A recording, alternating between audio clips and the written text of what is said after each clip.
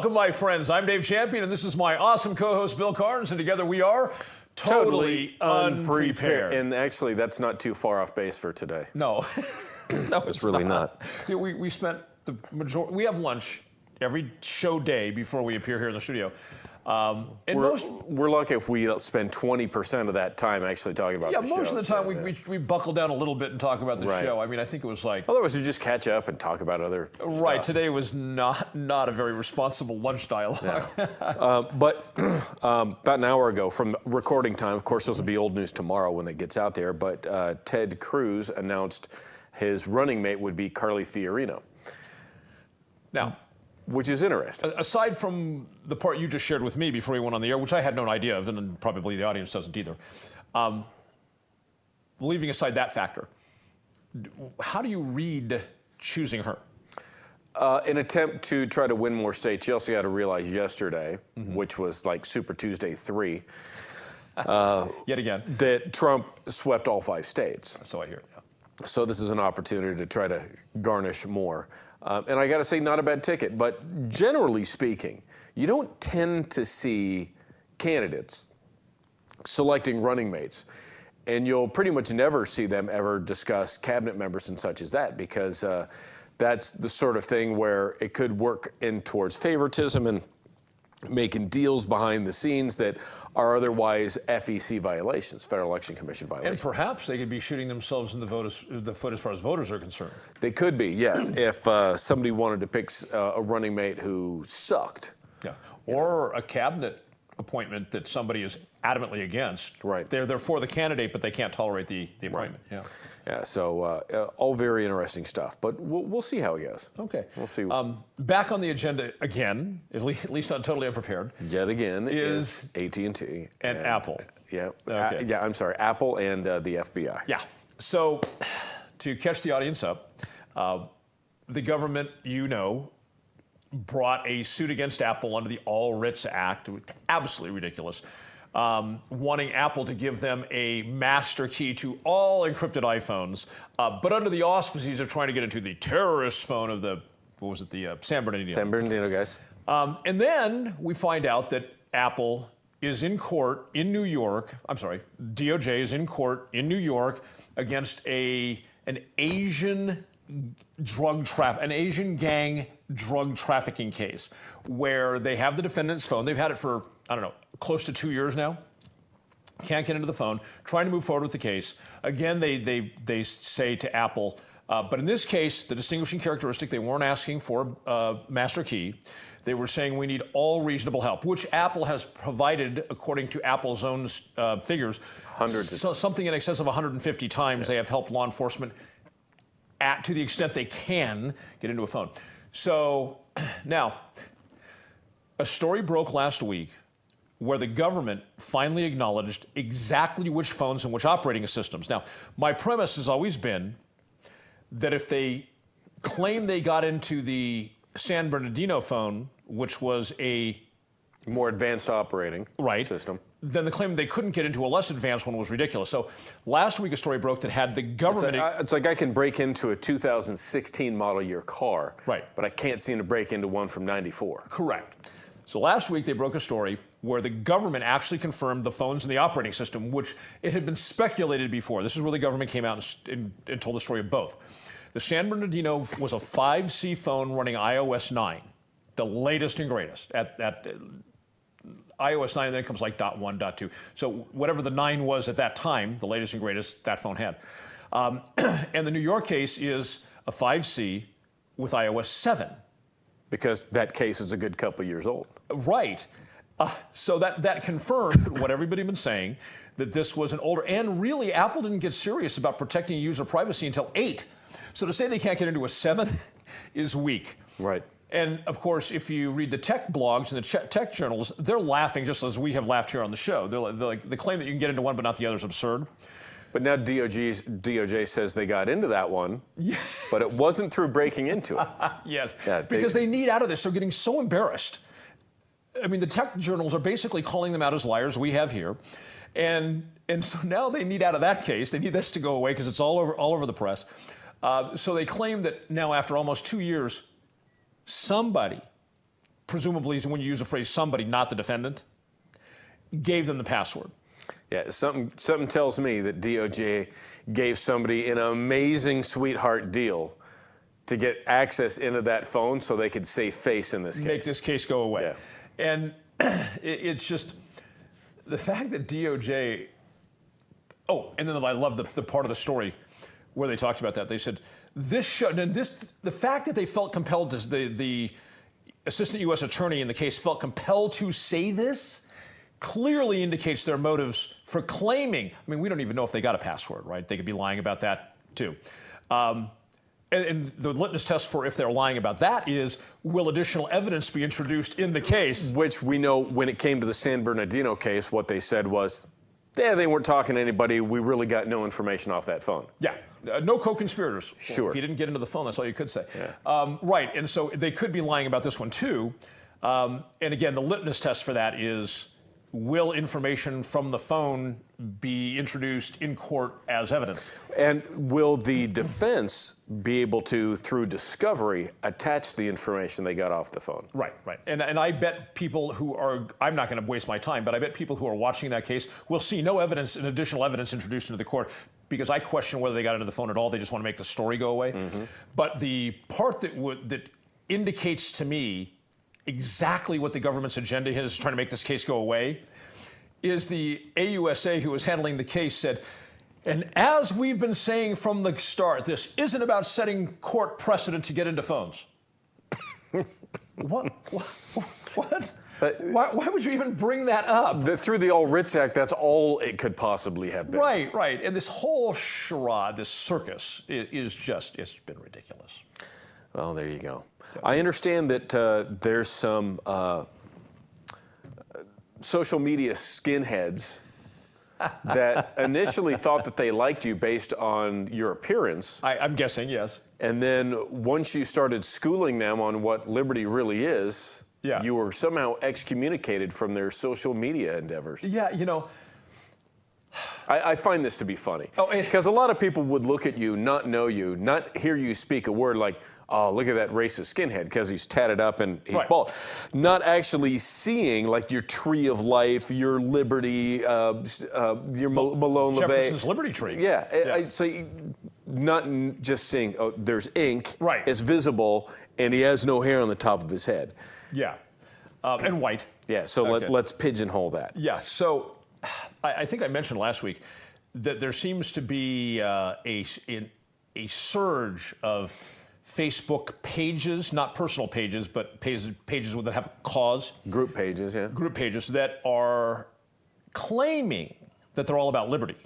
And many of them have an agenda other than that, and they're using the facade of liberty. And of course, this was one of these groups. And the group is filled with a bunch of guys from a racist organization called the Vinlanders. And it's so funny because, you know, one individual tried to defend them and say, well, they've left racism behind. And I'm like, whoa, hang on a second. The Vinlanders are known for being skinhead racists. If these guys had a change of heart, why is the Vinlander page still being paid for? Why is it still being hosted? Why is it still up? You know, the whole thing is ridiculous, but they're trying to hide behind this facade of liberty. And so I posted some things that were liberty-based about that it is the legitimate function of government to protect the rights of minorities from being trampled on by the majority. I mean, that's to me, when I look at the structure of government created by Madison and Jefferson, one of the most crucial and legitimate functions of government, the U.S. style of government model, is that the majority cannot vote away the rights of the minority. Absolutely. Okay? And it doesn't matter whether the minority happens to be gun owners or black folks or anybody else. Okay? The majority cannot vote away the rights of the minorities. As has been tried in various areas throughout the history of our country. Again and again. Not more than 5 or 6 years ago, the people of San Francisco voted to have no guns at all within the city limits unless government. Of course, that failed. I mean, that perfect example. Yeah, perfect example. Yeah. So, because obviously in San Francisco, I'm guessing pro-Second Amendment people are a minority. Imagine if you see a place in, let's say that Cincinnati decided to vote to not allow any blacks in the city whatsoever. Right. You couldn't do that either. It has the same legal standing Yeah. as voting guns out of the city. Or you take some incredibly upscale neighborhood or say a municipal city that's 99.6% white, very upscale economic, and they say no Mexicans or blacks can live within the city limit. I mean, or you've got to have a minimum income of $150,000 to live here, right? Yeah. But anyway, so I consider that, and I think any rational person who understands how our government works and what the principles of liberty are supports that as being a legitimate function of government. The government does a lot of things that are not legitimate, but we've got to support the ones that are. And so I threw some videos up there that I had done, and they're either on the DaveChampionsLiberty.com or Dave Champions Liberty page on Facebook. And the proverbial excrement hit the whirling item. And these guys lost their minds. And so we're going back and forth. And it's very clear to me. It's like if I said to you, hey, the left-wingers, the people who believe in gigantic government, want to take all our guns, but they want you to know, after the guns are gone, no one's going to drop the hammer on all the disarmed American people. Would you believe that? Oh, of course not. Right. But this group of skinheads were actually trying to get me to believe that their construct, which is that whether it be state governments or federal governments, there should be no laws barring discrimination because laws against discrimination are anti-liberty. And yet I'm to believe that that the motivation of skinheads is not that they would be then free to discriminate against anyone and everyone they wanted to without government interference. I'm to believe that, well, this is their legitimate model of liberty. What that is redefining the word, in this case, the word liberty, but Yes. redefining any term to serve your purpose. And it's my liberty to be the biggest a-hole I can. What you don't seem to understand is liberty is freedom. What is it? Confined only by the rights and respects of the... To respect the equal rights of others. Yeah. And obviously these jackasses are not getting that. Well, one of the things I noticed, a lot of people who dislike anti-discrimination laws, they all tend to be white, heterosexual, middle-aged guys. And I'm like, okay, so let's just open the borders and let everybody in. And when whites, that demographic is about 15%, let's see what they have to say about anti-discrimination laws. Yeah, absolutely. Yeah. All right, we'll be back right after this.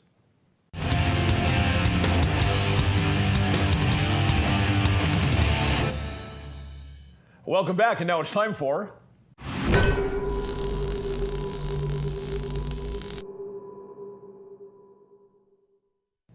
What is up with people who have little character or integrity being upset or baffled that politicians are in office with no character or integrity? Because it strikes me that a people that lack character and integrity should expect nothing else but their politicians to have a lack of character and integrity. Riddle me this. Do you know any people with character or integrity, without character and integrity, that would really be focused on getting somebody in office that has character and integrity? That goes against human nature. And yet so many of our fellows have very little character or integrity. Let me give you an example. Yesterday, I posted a video on Dave Champion's Liberty page on Facebook. And what I did was I took the two preeminent definitions, actually three definitions, two preeminent definitions of free market. By preeminent, I mean they are actually from the world of economics, the study of economics. They are the established, controlling, acknowledged definitions of free market. I took the definition of open market, which is about this much different from free market, virtually identical. And I took a bit of a commentary by Murray Rothbard, who is arguably one of the most well-known, well-respected Americans in the 20th century to promote the free market. So I took these three definitions, and I took his commentary, and I broke them down. I discussed each one, and then I overlaid them, so we get the attributes of each on top of the other, and brought in the Murray Rothbard dialogue. And the point is, the conclusion of the video was that when first of all, people do not understand what the phrase free market means. The average Joe has his imagination as to what it means. It means whatever he says it means. But free market is not a term defined by what the average Joe says or thinks. It's defined by the world of economics, the study of economics. That's what the term was created to address, was a function within the world of economics, an area of study called economics, and this area of study called economics defines it, not what some guy who works at Petco says it means. No offense if you work at Petco. But yet that's how our society functions. So I clarified, this is what it means. Here's the two controlling definitions from the world of economics. Here's the controlling definition from the world of economics of open market. And here's Murray Rothbard's commentary. So I combined them all at the end, and I demonstrated, once again, as always with my videos, through facts and evidence, that when somebody uses bigotry to stop somebody else from participating in the economic marketplace, it's not the exercise of the free market. It's terminating the free market. It's using an outside influence, discrimination, which has nothing to do with economics, to actually stop the free market, the open market, from functioning as defined, as its purpose is, and the purpose it serves within the world of economics. Well, there may have been a time when that page got swarmed by more angry people, but I can't remember when. And I went no further than what I just shared with you. Here's what this means, here's what that means, here's what Rothbard says. When we combine them all, here's what they say. Here's the combined message. When through bigotry you block somebody out of the economic marketplace, you're not exercising free market, you're blocking the free market, based on the definitions, based on Rothbard's commentary. I'll never forget, the very first time I went back and visited that page, a couple hours later, the first comment is, Dave Champion is a communist. So for having looked at factual definitions, having looked at the commentary of, as I said, perhaps the most noted, respected free market promoter as an economist in America, Murray Rothbard, for looking at these factual issues and bringing them to the table and proving with evidence my point, I'm a communist. And I went through the comments, and I respond primarily in a fact-based method. Somebody asserts X, I say, well, X is not true, and here's why. No pun intended. And provide the facts that show that X is not credible, it's not real, it's not what's happening in the world, it's not what the statistics bear out, whatever that evidence happens to be. Didn't matter. No matter what evidence was presented, these people were, the insults just flew. I think a great many of these people, by the way, are bigots, and they were inflamed that one of the tools that they've held on to in order to it's one of the primary pillars of trying to force their bigotry into the marketplace, that by facts and evidence I took that pillar away. And they were inflamed. And I think the fact that in the video I commented on the fact that many of the people who hold those views are bigots, I was calling them out, and they just can't have that it just inflames them. So we go on with this debate, and it reminded me of an article that I read a couple weeks ago, interestingly published in 2010.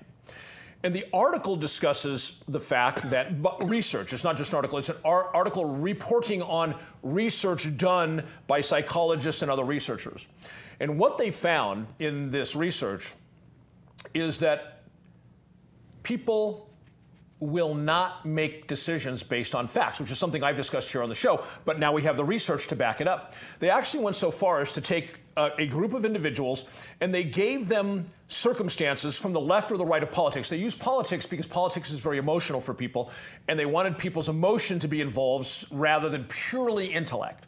And they gave them, if it was somebody on the right, they gave them information from supposedly people on the left. If the person was from the left, they gave them information from, say, political administrations or topics that are typically held by the right. And they gave them situations where the truth of the matter was not in question. So-and-so did or did not do this. The budget at the end of such and such a year was greater or lesser than on a previous year. These were things where there was no question as to the correctness, the factual nature of the answer. And what they found was, and then they also asked them to rate their confidence in the answer. The disturbing thing they found was the people who rated their confidence to be highest in their answer were the people who, in subsequent conversations, when they were discussing what the facts were, had the least knowledge about the question they were asked. They had the least knowledge, but they, in their answer, gave themselves the highest confidence that they were knowledgeable in that topic. Making it even worse, the researchers found that when they introduced the facts to show each party that their answer was not consistent with the evidence, was not consistent with the fact, what they found was that the people did not change their answer. They hardened their position. They became more intransient after being shown the evidence they were wrong. Now, I don't know how you feel about that. I consider that a gigantic character flaw. I consider that a lack of personal integrity. You take a position, you put your name on it, you stamp it and say, this is my position, and somebody comes to you and gives you evidence, and that evidence indicates you're wrong. Anything other than I didn't know that, let me check this evidence, make sure it's true, and then if it is, I guess I'm going to have to reevaluate my position. Anything other than that is a lack of personal integrity. That means the person prefers their lie to the truth. And in politics, it was nearly universal. And of course, this goes back to what I began the conversation with. These racists, and we're to believe that their paradigm that they call liberty, that would take off all government controls that protect minorities, that all they're really after is liberty.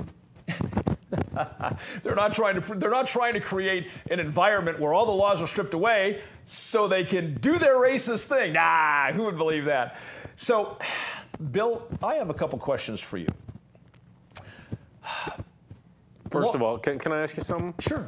How dare you bring in facts and intellectual information into an emotional topic where people are aligning their pieces on their chessboard around their emotion, and you actually provide them with some sort of cognitive thought? How dare you do that, Dave? I consider myself suitably chagrined.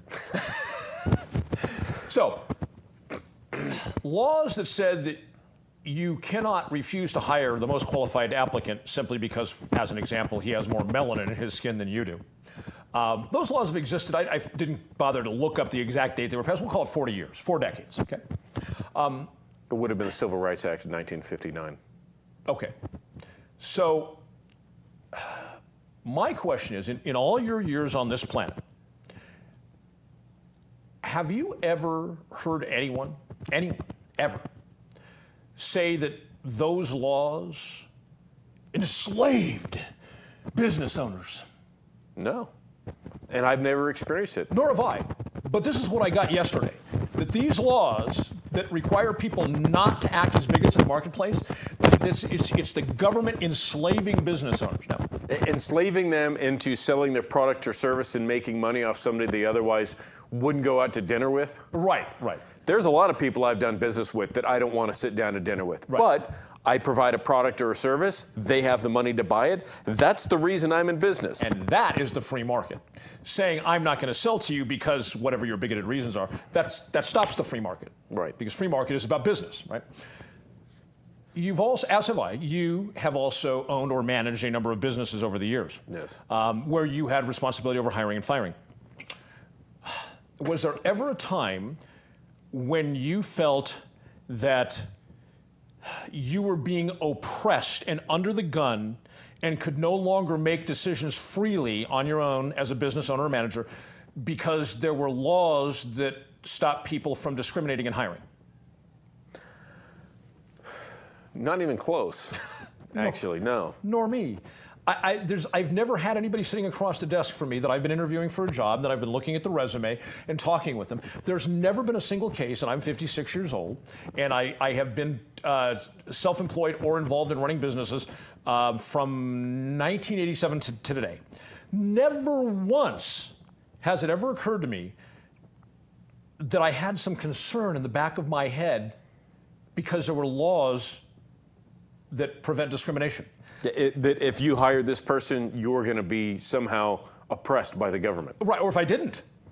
Never occurred to me because I never make decisions on hiring and firing other than on business criteria, right? So it's like, I don't care that there are laws that criminalize rape because I have no intention of raping. You know what gets me is a lot of people that are crowing about this sort of thing are not business owners. They're employees. Yeah. But they're trying, I would want to discriminate. You know what? You're not a business owner. You have not been in the shoes of needing to struggle and have everything out there. Shut up. Yeah. And we'll be back right after these words.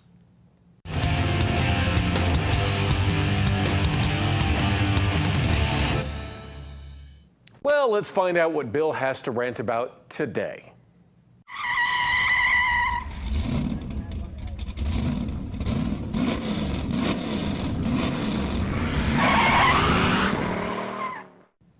You know what really grinds my gears?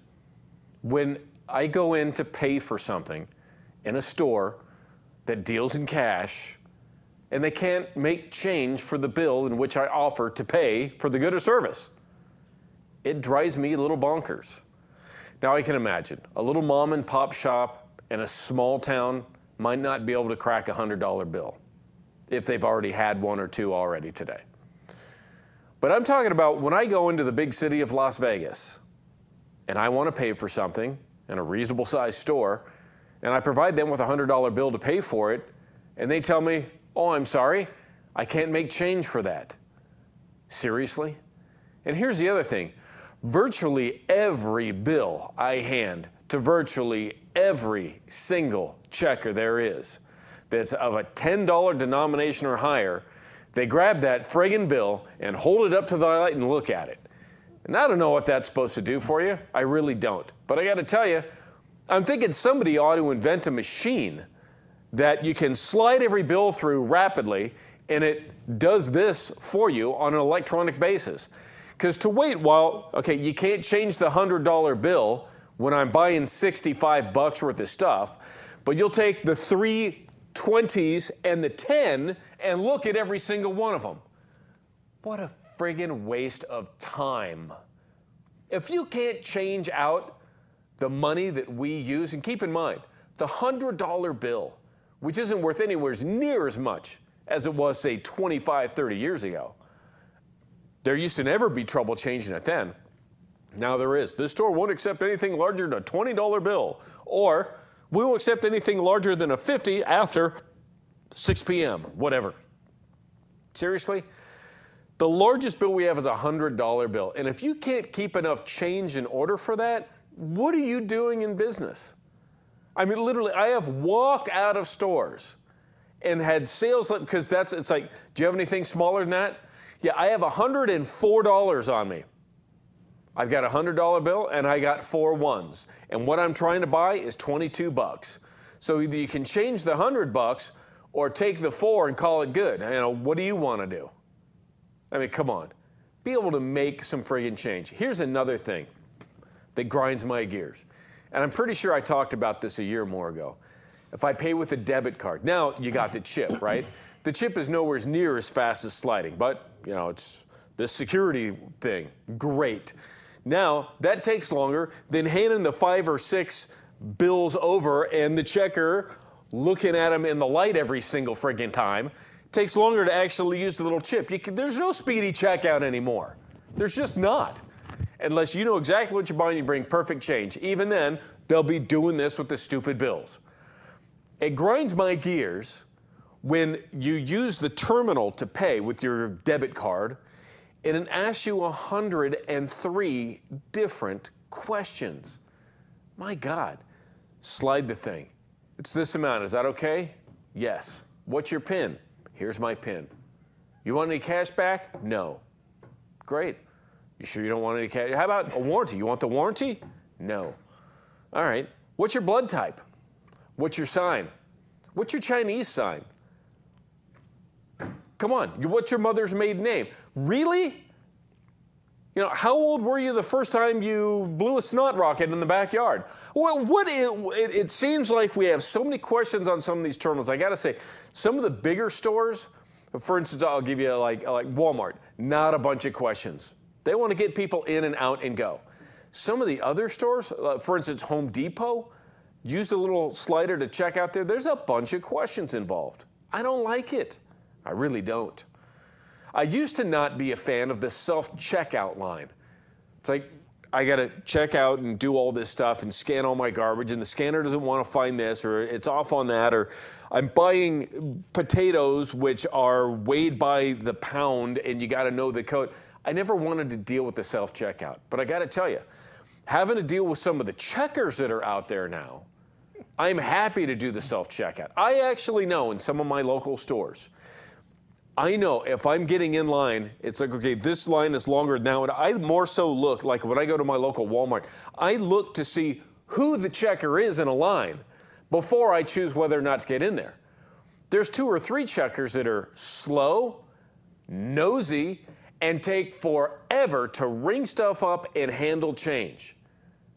I don't want to get into a conversation with you. I didn't come here for conversation. If I want conversation, I'm going to call my buddy Dave. Or I'm going to stay at home and I'm going to talk to my woman. Or I'm going to call one of my kids or my mom or my dad or somebody. I'm not going to stand here and get into the world of Bill Carnes with a checker that I don't know. I'd like you to please be the fastest in the Southwest. Check me out and get me on my way, because I got to tell you, I can't stand being in those friggin' stores. I really can't. I do not enjoy going to Walmart. I don't enjoy going to the grocery store. I don't particularly enjoy going to Home Depot or any. I don't like the experience of having to go shopping. And thank the stars and the heavens that my girlfriend's not the biggest shopper either. She'd actually prefer to shop online, as in a lot of cases, so would I. So, with that being said, please have change for a $100 bill or 3, because the guy in front of me and the lady behind me might be paying with a $100 bill as well. In addition, on those terminals for your ATM cards, for your debit cards, please cut out all the excess BS questions and just narrow it down to, is the amount okay? Here's the PIN. Do you want cash back? Or even take the cash back out of the loop. Let them go to a friggin' ATM to get cash back. Dave? Oh, where to start? You know, I've often said the big lie when they first introduced these cards in the card readers at the cash register, which was about 20 years ago. The biggest lie I think I've ever heard from the banking community was checkout will be faster this way. You know, and I actually have sat in line, and when the cashier gives the amount, start timing it. And here they go with their card, and then they have problems with their PIN, and they have to do it again, and the cashier has to help them. And then I've walked up, and they give me the amount. I got my cash in my hand because I don't wait until I'm asked, right? Cash is already out. Oh, wait a minute. You don't wait for the amount and then go grab your wallet and see what you got? There's one thing that annoys the hell out of me. A woman in front of me, and I say it's women because they have pocketbooks and purses. We don't, right? Who will sit there, and the cashier will say, you know, that'll be $27.18. Up comes the purse, open the purse, get out the... What, like you didn't know you were going to have to get your money out? Damn it, get your act together, lady. Oh, my God. But one of the biggest lies I've ever heard is that it was going to take less time, and I've timed it, and it's about, for me to pay with cash, takes about 1/5 the time, based on my watching people over the years and timing it, 1/5 the time it takes the average person to check out with the card reader thing. The restaurant that we had lunch at today, you said the $100, I got $100 and $4.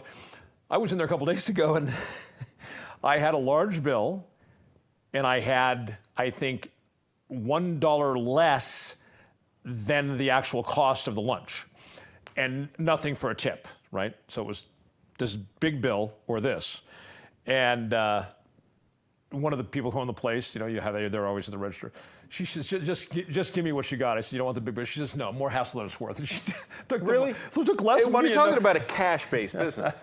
Well, I guess in their case, you know what a volume they do. Sure. I guess in their case, they want to make sure they don't have to go to the bank in the middle of the day and change more big bills into little bills to keep going. Yeah, they're getting paid. So, yeah. You know, here's another thing that gets me. It's like when I go to these stores where there's a checker and they're doing their stuff, as I have my card in hand if I'm paying with my card, and as soon as it says you can swipe your card, I swipe it, enter in my PIN, and then from there, it's like, okay, as soon as the checker is done, it gets up to her, waiting on checker. So, I'm good. So they push a button. Is it okay? Yes. Good. Because I already swiped my card and put my PIN in. And I appreciate that. Get it done. Now, of course, you got to have the stupid thing in there with the little card reader, whatever it is, that chip, which just takes a while. That sucks. What was I? Oh, the first place I ever, this goes back several years ago, that I was ever asked a question other than the required questions, I believe it was Best Buy, and they wanted my zip code.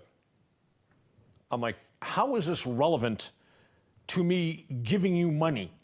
I'll never forget. I was sitting there, you know, I went through the, zip the card, and there was the amount, okay, and, PIN number, blah, blah, blah, and then it says zip code. And I remember looking at this thinking, what? Why do they need my zip code? I just give them my PIN number. To direct advertising. Well, yes, I actually asked the clerk. I was so taken aback. I said, why do you need my zip code? She said, well, it's so that we know where our customers are actually coming from, geographically in reference to this store location. Now, that may not have been a full featured explanation, but probably the one they were told to give. Right. And I was like, I don't want to give it. And so she pushed a button and it bypassed it. I love when you go into some of these stores, they'll ask you for your email address or your phone number. And I always take the liberty, if I've got a female checker, it says, can I get your phone number? I look at it like, well, I don't know. Yeah, I'm flattered. What are you proposing? And of course, almost all the time my girlfriend's with me, we're like, ooh, yeah, it's kind of bold. I get it. You're asking me for my number, but my girl is here, right? And I got to tell you, baby, would you mind going to the bathroom for a second? Because, I'd love to give it to you, but, what's yours? So, of course, I always play this, and they're like, oh, no, it's for that. I'm like, yeah, sure it is. Yeah, I probably should have, because I give you my number, you give me yours. We start talking. She gets pissed off. You might be with somebody, and it just kind of gets ugly, and I'd rather avoid that. I have to tell you how I screwed myself with that, though, because I don't like to give out my cell phone number to anybody that I don't want calling me. So there was a business that, in order to be on to get a discount when you go to the cash register, they need to have your cell number. That's their protocol. So I gave them a cell number that I used to have when I lived in Southern California. Right? Go ahead and call me. Yeah, call away. So every time I would walk up to the register, they'd say, your cell phone number, and I'd give them this old number. And but then I found out they actually were texting discounts, $5 off this, whatever. They were texting those, and all you had to do was walk in and say, I received this text, and give them your number, and you'd receive the discount. And I'm like, all right, so I screwed myself there. Did you correct your number? I did. Yeah, there you go. So my principles on privacy went right up to the point where I was having to pay more money, and then it's like, okay, you can have my number. Next week I'm probably going to be talking, I'll put it in my thing, I'm going to be talking about the abuse of email next week. Ooh. And if anybody out there has any sort of abusive email things that you want to send us in, we'll give you the email address at the beginning of the next break. Man, just look at your spam folder for stories. Yeah, and I got to tell you, I have started regularly unsubscribing, even stuff that I used to be interested in, and I just delete it. I've been unsubscribing from all kinds of stuff. I got to tell you, I don't have the time to deal with it. I'm going to talk about that and rant about it next week. Otherwise, it's a tidal wave. It is. Yeah. We'll be right back.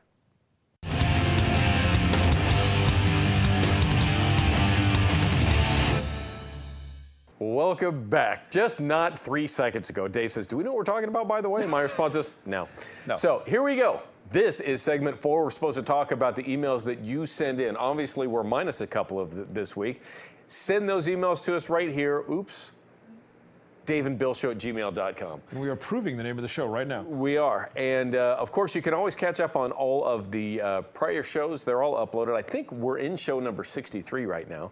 Always check those out here at totallyunprepared.info. And we're starting a new thing today that might last indefinitely. Now, oh, yes. back right around Thanksgiving, which is when we were doing somewhere around show 40 or 45, something like that. We noticed a brand new roll of carpet. Now, here in the studio, we actually sit on a riser, which is, how tall is it? About a 6-inch riser? 7 or 8 inches. Okay. And there was a brand new roll of carpet that is supposed to carpet this area. Well, it is carpeted now. Yes, and the carpet is in horrible condition. It really is. It probably hasn't been cleaned since the day it was laid in, maybe vacuumed, but certainly not clean. There's tape marks from the gaffer's tape and all the other tape that was put up around here. So there's a new roll of carpet. We're not even sure what the color is, but it's been in this room for about 7 months now. Yeah. And there was an over-under when it might go in. And I remember as soon as we saw it, I said, knowing the operation of the studio, I give you April Fool's Day, it won't be in. Right. Well, and sure enough, April Fool's Day came and went. It's not in. Yeah. And I think the next day I said, I doubt it'll be in by Labor Day. So we're going to start counting down and talk about this, see if we can possibly, shame the studio into actually putting in some decent carpet. And I got to tell you, I'm not quite sure what the scent of the studio is, but it's not a stick-up. It might be tied to this carpet. It might be tied to the carpet. Old. Yeah. It's I think, good place for a stick-up. I think that maybe we're thinking too small, because we're thinking about, date to next incremental date, holiday type things. Perhaps we should be thinking presidential administration years. Yeah. It might be. By the next time we're going to have a who knows what. Yeah, this will be interesting. Yeah, we will revisit this every week. Yeah, John McCain will be retired out of the U.S. Senate by the time this carpet gets replaced. That long. He's up for re-election this time. I got to tell you, Dave, it's interesting. You're going to get me going on this, aren't you? You know who Nigel Ennis is. He ran for Congress last time, and he and I are pals. And he happens to have a guy that he's familiar with, who was a congressman out of South Florida. And what was his name? He was a lieutenant colonel, really conservative guy, black man. Alan West? Alan West, thank you. And great guy. And I asked Niger a year or two ago, I said, can you get a hold of Alan West or his people and try to encourage him to move to Arizona and primary John McCain for the U.S. Senate? Because Arizona is the type of state that if they had somebody like Alan West, right, they would likely be all over getting him in there. Yeah, but I think Alan West actually moved to Texas. That's where he is now. Well, my thing is, you look at Arizona, which in so many ways has been the model for the citizens pushing through good legislation. Yes. And then they turn around every 6 years and put this neocon sphincter back in the Senate. Yeah. I don't get it either. I think what it is the Democrats like John McCain just fine, so he picks up a whole lot of their votes. But Nevada is not immune from this either. How many years did Nevadans send that, I'll leave off the F, that sphincter Harry Reid? Yeah, well, he's still in there. He's retiring. Thank the Lord. Right. I mean, yeah, he's retiring, so Nevadans won't do the same absurd thing concerning Reid yet again. Right. But I mean, the last time he was elected, I was living here. And I was like, you've got to be kidding me. Yep. How could a rural state that is, excluding Vegas, leans hard right, put this guy back in office again and again and again? It just... I was appalled. Yeah, I mean, I might as well move back to California. It's interesting because we have our governor, Brian Sandoval, who is a registered Republican, but I don't think he's actually done anything conservative for the most part in his career. Very little. But yet he's beloved by all, especially those who are independent, and a lot of Democrats like him too, because he is not really truly conservative. And he is a handsome Hispanic male that doesn't speak a word of Spanish, by the way. Right. His parents are immigrants from Mexico. When he was born, he said, look, you're going to be speaking English. This country is an English-speaking country. That's the way it is. A lot of Italian families had done that in years gone by. Yep. A lot of immigrant families, they come to the United States, they get their citizenship. We are Americans now. America speaks English. This is what will be spoken in our household. Sandoval is the epitome of how I have characterized the Republican Party for a long time. Not just characterized it as, but it also describes an ongoing evolutionary dynamic. And that is that the Republican Party is actually the Democratic Party light. Oh, yes. And what I mean by that is if we go back to, say, my grandfather's day, and he was a dyed-in-the-wool Republican, okay? If he could be resurrected today and look at the Republican Party, if you didn't put a brand on it, just said this is what these politicians are doing, he would have said, "Oh, they're liberals." Damn near commies. Right, and then if I had said, "Grandpa, no, they're registered Republicans, they're Republican politicians who've been voted in by Republicans," he would have just dropped back into his grave again. Yeah, I believe that the Republican Party was infiltrated years ago, and people start identifying with that now. I think there's also a phenomenon where the Republicans have gotten themselves into a position where what their historical platform is no longer relevant to America. I mean, things like smaller government.